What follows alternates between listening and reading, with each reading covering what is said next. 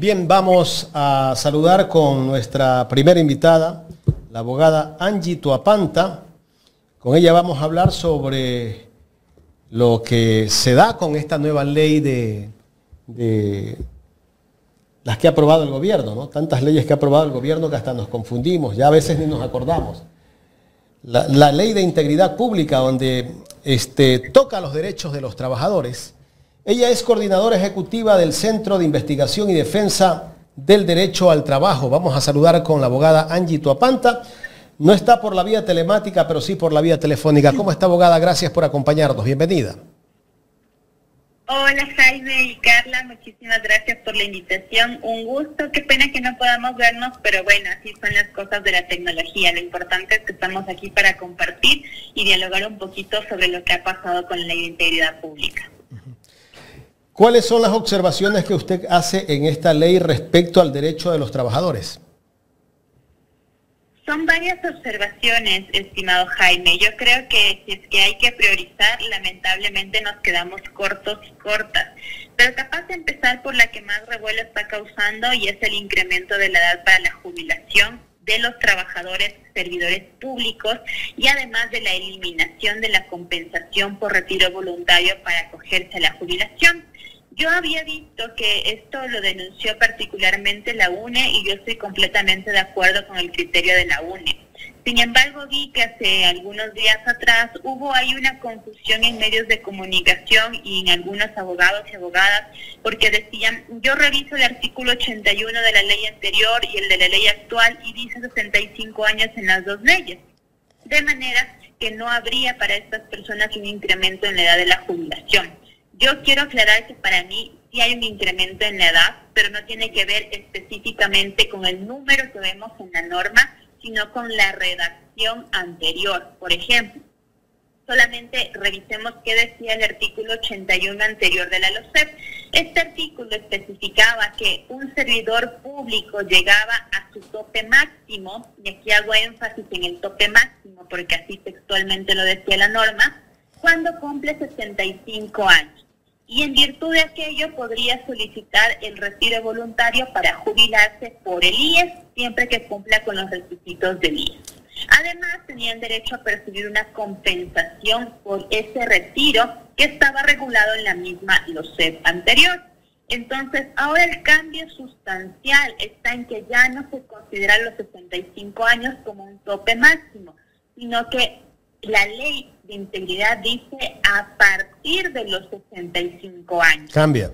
Y eso, por supuesto, cambia absolutamente.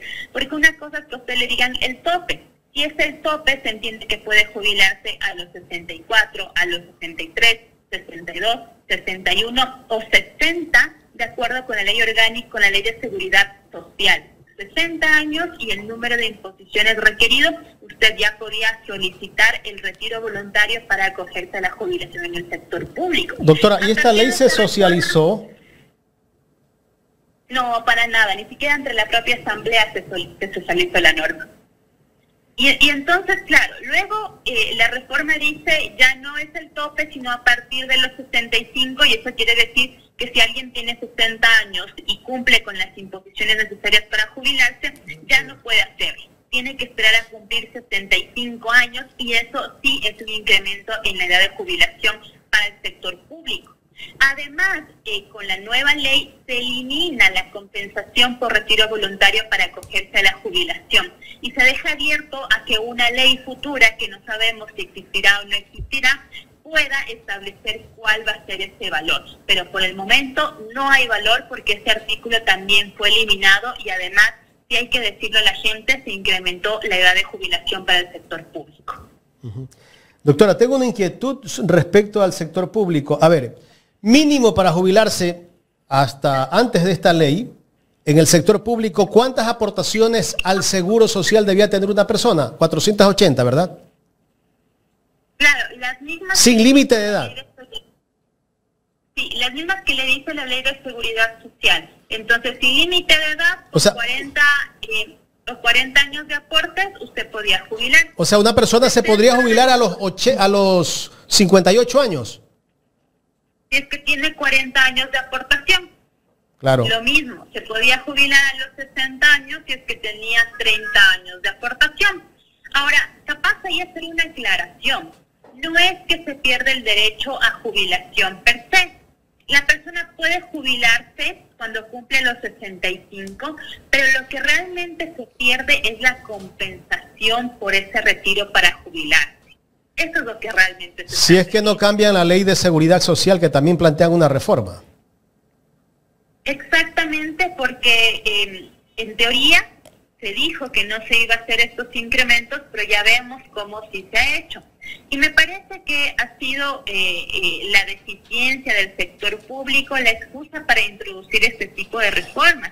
Yo estaba pensando ayer mientras revisaba la ley, ¿qué es lo que pasa con el sumario administrativo? Ahora resulta que el sumario administrativo ya no se va a hacer en el Ministerio del Trabajo, sino que lo va a hacer la propia institución pública. Y me recordaba a cuando en el gobierno de Guillermo Lasso, a través de la ley de creación de oportunidades, que ventajosamente no tuvo buen resultado, se eliminó el visto bueno para el sector privado, dejando que el empleador pueda decidir sobre las faltas del trabajador. Creo que ahora lo mismo, haciendo una comparativa, ¿no? Lo mismo se está aplicando en el sector público a través de la eliminación del sumario administrativo en el Ministerio del Trabajo, dejando la exclusiva potestad de la institución pública, donde además el factor que decide básicamente si se queda o se va a ser la evaluación de desempeño, a la cual se le suben los requisitos, se la hace absurdamente estricta y se imponen varias limitaciones y restricciones a los derechos de las personas, como puede ser su derecho a una defensa adecuada. O sea, quien va a evaluar al trabajador es talento humano de cada institución, no el ministerio. Exactamente, lo va a evaluar talento humano de cada institución. Y ahí capaz una aclaración, y es que la ley en una de sus disposiciones establece que la primera evaluación la va a hacer el Ministerio del Trabajo dentro de los primeros 90 días contados a partir de la emisión de la ley. Y esta primera evaluación va a tener como objetivo ser una línea base de indicadores. Es decir, estamos ya julio, agosto, septiembre, hasta septiembre vamos a conocer recién los resultados de esa primera evaluación y a partir de finales de este año, de diciembre, van a empezar las desvinculaciones masivas en el sector público. Y yo quiero decir ahí que yo entiendo la molestia con la de la ciudadanía con respecto al servicio público, pero hay que decir algo, y es que el trabajo de un servidor público casi siempre se ve condicionado por qué instrumentos o insumos tiene. Y es que en el hospital no hay jeringuillas, no hay medicina. ¿A quién van a evaluar más? Es al servidor público. Que si en el registro civil no hay turnos, no hay papel para imprimir cédulas, no hay los materiales para los pasaportes, ¿a quién van a evaluar mal? Al servidor público. Si es que en la función judicial no hay papel, no hay funcionarios, no hay tinta, ¿a quién van a evaluar mal? Al servidor público. De manera que esto sí está siendo utilizado como una excusa para que la ciudadanía califique mal a los servidores públicos por incompetencias del Estado central y que luego estos servidores públicos sean desvinculados a través de sumarios administrativos.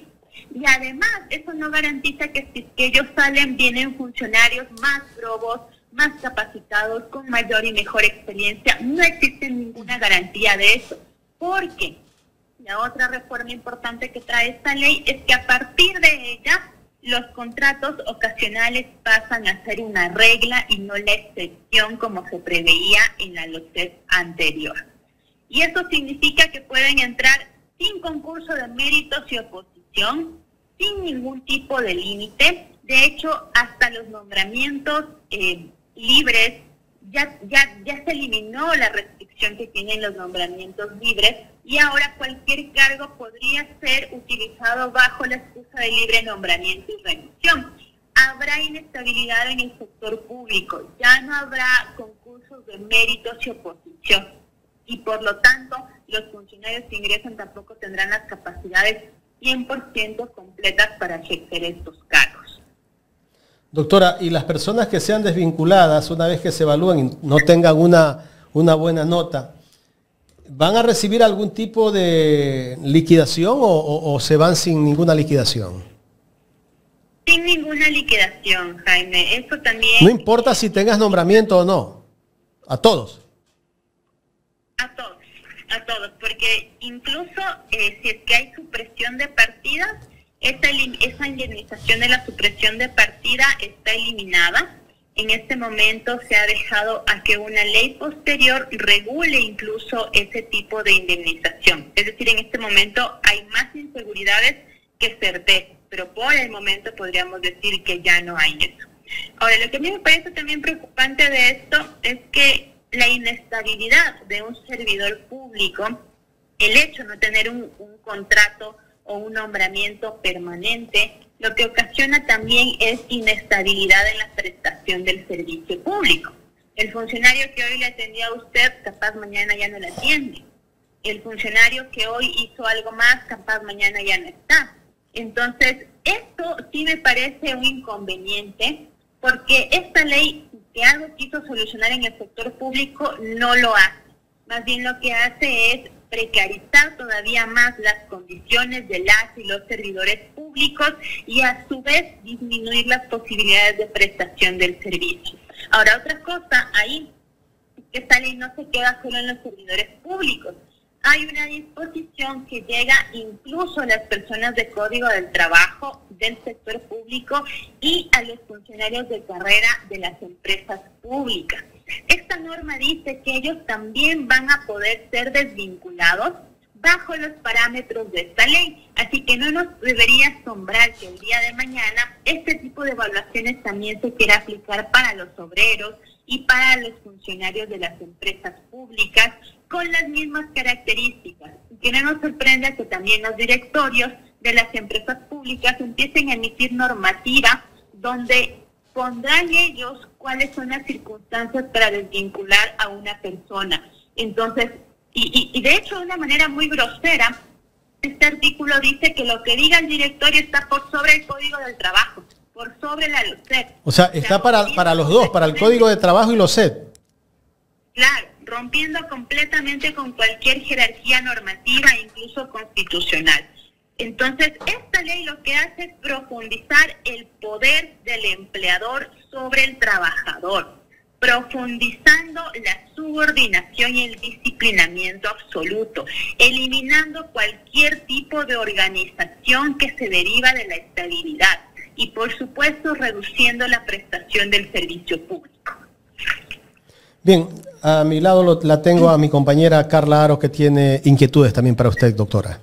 Doctora, muy buenos días. ¿Quién debería pronunciarse ante esto? ¿La Corte Constitucional? ¿Estamos frente a la regresión de derechos de los trabajadores? Sí, Carla. No solo la Corte, ¿no? Yo creo que aquí los principales llamados a pronunciarse son los servidores públicos. Y yo creo que no los hemos escuchado tanto justamente porque sus condiciones de organización ya eran paupérrimas. Porque los miedos cuando uno está solito son mucho más grandes que cuando está organizado. Por eso creo que no les hemos escuchado, pero seguramente habrá muchos servidores públicos que sienten ya la afectación de esta ley. Primero, entonces, las y los servidores públicos. Segundo, creo que la Corte Constitucional sí tiene un deber muy grande en la revisión, no solo de esta ley, sino en todas las leyes que se han aprobado por Niels Olsen a la presidencia de la Asamblea. Leyes abiertamente inconstitucionales, tanto por la forma, debido a que no respetan el principio de unidad de la materia, como por el fondo, por ser absolutamente regresiva en un montón de derechos constitucionales y fundamentales. Así que la Corte tiene el deber de pronunciarse y este pronunciamiento, por supuesto, que tiene que ser respaldado por la ciudadanía, porque significa tener el respeto a los derechos humanos, el respeto y garantía del servicio público y algún grado de certeza sobre el ejercicio de los derechos. No podemos permitir que una Asamblea Nacional mayoritariamente conservadora y neoliberal sea que imponga regresiones a los derechos constitucionales solamente de manera antojadiza y sin ningún análisis técnico. Doctora, de acuerdo a su experticia, ¿qué busca el gobierno con esta ley, no? Y le pregunto esto porque siempre han hablado de un Estado obeso. ¿Qué busca? ¿Desvincular a trabajadores de las instituciones públicas? Con esta ley se van a reducir la cantidad de servidores públicos y por lo tanto la capacidad de prestación del servicio público. ¿Por qué razón? Porque va a haber ya, como decíamos, se elimina la compensación por retiro voluntario para acceder a la jubilación. Hay otras compensaciones e indemnizaciones que hay en el aire, como la de la supresión de partidas. Se elimina el derecho a ser reubicado en el caso de supresión de partidas. Por ejemplo, se condiciona absolutamente el reintegro de servidores públicos cuando han tenido una sentencia judicial, porque ahora se atribuye esto a que existan recursos económicos y esto sea avalado por el Ministerio de Economía y Finanzas. Y además va a haber solamente contratos ocasionales y los nombramientos permanentes ya no van a ser, y ya no lo eran, pero ahora es mucho más difícil que sean. Doctora, perdón que la interrumpe ahí. En los nombramientos provisionales, cuando una persona tenía 2 años ya trabajando, pues se debería haber abierto el concurso de méritos y oposición para tener pues su nombramiento definitivo. ¿Esto ya no cabe de acuerdo a esta nueva ley? Esto se eliminó. Justo esa disposición que tú estás mencionando, Carla, ya se eliminó. El ALOCEP decía que si el contrato ocasional ha sido suscrito para una necesidad no permanente, pero pasa a ser permanente luego de 1 año, se debe convocar a concurso de méritos y oposición. Esto ya se eliminó. De manera que el contrato ocasional, como decía, ahora va a ser la ley. ¿Qué busca el gobierno con esto? Sí, primero, achicar el Estado. Segundo, reducir la inversión en el servicio público. Y tercero, precarizar las condiciones de trabajo de los servidores públicos. Doctora, he escuchado a algunos servidores públicos que dicen que esta ley no aplica a los actuales trabajadores que están en el sector público. ¿Esto aplica para todos? Así es, completamente. Desde que entró en vigencia, esta ley ya aplica para todos, porque acuérdense que además reforma una serie de cuerpos normativos que a partir de ahora tienen estas disposiciones incorporadas. Entonces, todo lo que pase de aquí en adelante va a ser sujeto a estos cambios normativos. Aquí la única esperanza es la Corte Constitucional. La única esperanza es la Corte Constitucional en el ámbito institucional y creo que también lo que puede hacer la gente, el pueblo que va a sufrir esto definitivamente. Correcto, Carla. Una inquietud más, doctora. En el caso de que existiese la necesidad de nombramientos definitivos, ¿lo hace la misma institución? ¿Cómo respalda la institución esto? Porque tenemos un sinnúmero de instituciones públicas a las cuales pues se les hace falta personal. Exactamente. Ahora, si es que les falta personal, ya no van a iniciar un concurso de méritos y oposición. Lo que van a hacer es contratar ocasionalmente a todos los servidores públicos si es que hay dinero, porque esa sí es una condición, ¿no? Se deja la facultad para que la institución pública lo haga siempre que se cuente con presupuesto. Si es que no hay presupuesto, simplemente no se contrata. Y aún así, si es que hubiera presupuesto, ese presupuesto ya no se contabiliza como un presupuesto permanente, sino como un presupuesto ocasional. Esto quiere decir que si se contrata a un servidor público, a lo mejor lo contratarán por 1 año, por 6 meses o quizá por menos, y no va a ser un cargo permanente, sino que va a ser fluctuante. O sea, ¿se terminan los nombramientos? Digamos que en la práctica ese es el efecto, porque el momento en que usted deja completamente abierta la posibilidad de suscribir contratos ocasionales por cualquier razón, sin límites, sin excepción, sin derecho a estabilidad generada por el tiempo del contrato ocasional, lo que hace es permitir que las instituciones suscriban contratos ocasionales de manera preferente, dejando de lado cualquier tipo de concurso de méritos y oposición. ¿Esto aplica en los docentes también? Por supuesto que también aplica en los docentes. Bastante preocupante la situación para la gente que trabaja en el sector público. ¿Y esto qué acarrearía, doctora, como efecto en el sector público? Tal vez el servicio público va a ser peor que el que tenemos en este instante. Yo diría que sí, porque el servicio público siempre está ligado a que se asigne presupuesto. Y ese presupuesto va destinado a primero, personal y segundo, a garantizar que existan condiciones para la prestación del servicio. Si ahora nosotros tenemos problemas con el registro civil porque no hay turnos, es por dos cosas. Primero, porque no hay suficientes funcionarios y segundo, porque no hay suficientes insumos. A partir de esta ley, eso podría significar que va a ser la regla de la situación que ya estábamos viviendo. Es decir, que a lo mejor ya no va a haber tantos funcionarios y como no va a haber presupuesto, capaz ya ni siquiera hay tantos insumos para poder emitir las cédulas de los pasaportes. Este va a ser el efecto general. En la medida en que usted tiene una reducción de personal en el sector público, el servicio público tiende a decaer absolutamente. No hay manera de que signifique lo contrario. Doctora, quiero agradecerle por el tiempo que nos ha brindado para conversar de este tema, que es un tema muy interesante para todos los ecuatorianos, no solamente para la gente que está en el sector público, porque nadie sabe mañana si tienes un familiar en el sector público o alguien cercano.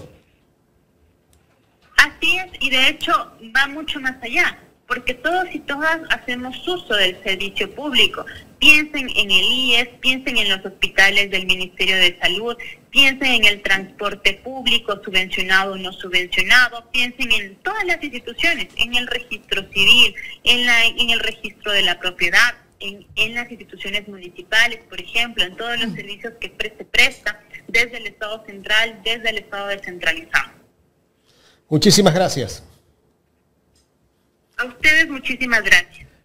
Bien, gracias a la abogada Angie Tuapanta. Ella es coordinadora ejecutiva del Centro de Investigación y Defensa del Derecho al Trabajo, conversando con nosotros sobre la ley de integridad que afectaría al derecho de los trabajadores. Bien, vamos a leer un mensaje que nos ha enviado la doctora Mónica Luzárraga. Veamos. Dice, quitan a los nombramientos con evaluaciones y sumarios y ponen a cualquiera con contrato. El servicio público se vuelve más ineficiente. Lógico lo que decía la invitada. Y con eso se dirá que no sirve, entonces que lo manejen los privados. Vienen las privatizaciones. Correcto. Bueno, redondo el negocio. Exacto. Ahí nos queda claro, ¿no? Y es que ellos van a sacar a personal que trabaja años, que labora años en instituciones públicas para poner al personal de confianza de ellos, ¿no? Porque claro, ¿no? Cuando quieren hacer sus cosas tienen que buscar, tienen que cerrar el círculo. Se abre la puerta a la privatización del sector público. Por supuesto.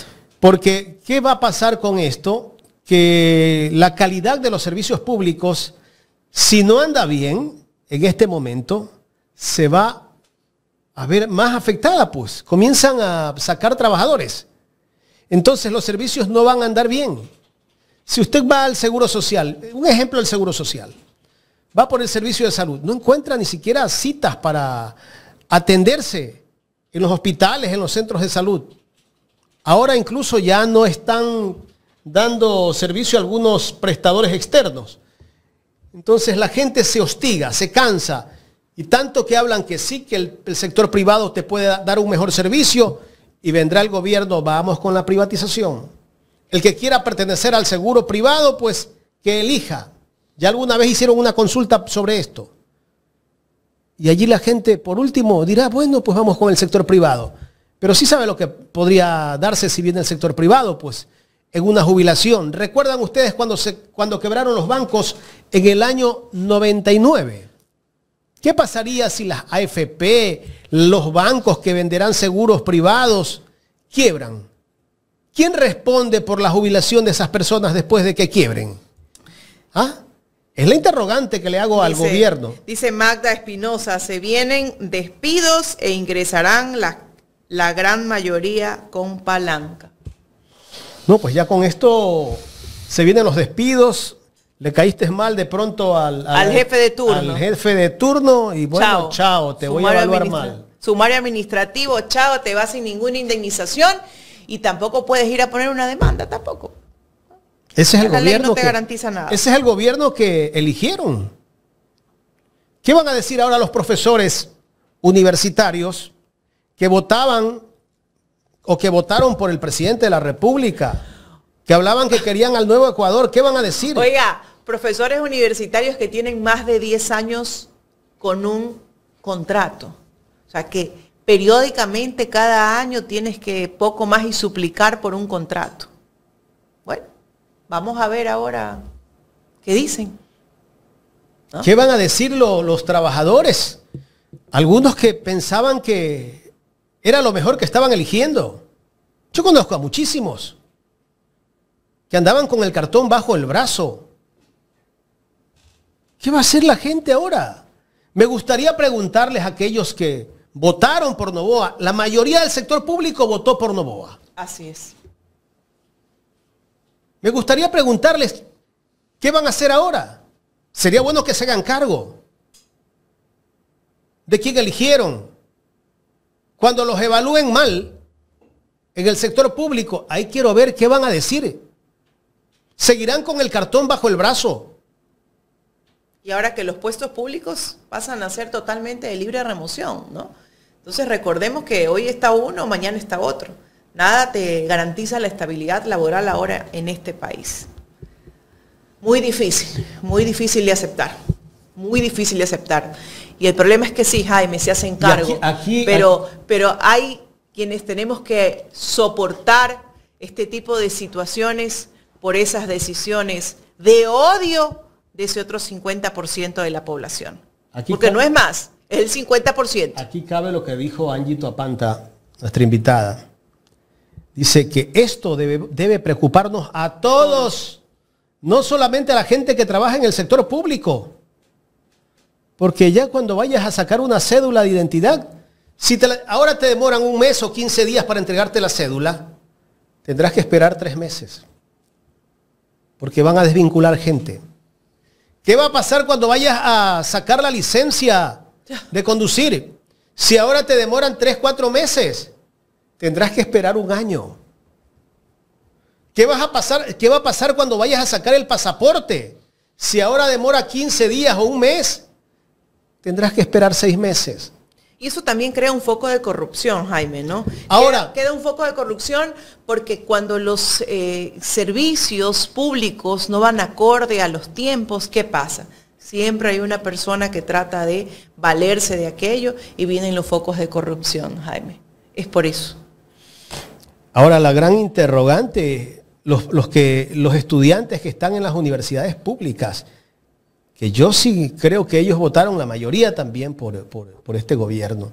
¿Qué va a pasar cuando les digan que la universidad pública va a ser privatizada? Que tienen que pagar. Que tienen que pagar una matrícula, una pensión cada 3 meses, cada 6 meses. ¿Qué va a pasar allí? ¿Van a seguir aplaudiendo a quien está gobernando? ¿A quien está destruyendo el sector público? ¿Lo van a seguir aplaudiendo? Y eso pasará, Jaime. No significa que porque usted pague va a tener más cupos, ¿ah?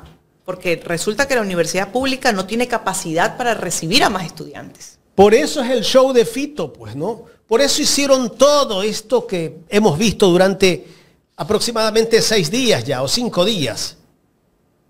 Por eso hicieron todo esto. ¿Para qué? Para distraer a la gente, debate la gente el tema de Fito, todo el mundo habla de Fito. Y resulta que nos están metiendo unas leyes que perjudica al pueblo. Esa fue la cortina de humo. La gran cortina de humo que la lanzaron para que el pueblo, como anda en otras cosas, debata lo de Fito y defiendan al gobierno. Cuando Fito ha negociado la entrega. Es terrible.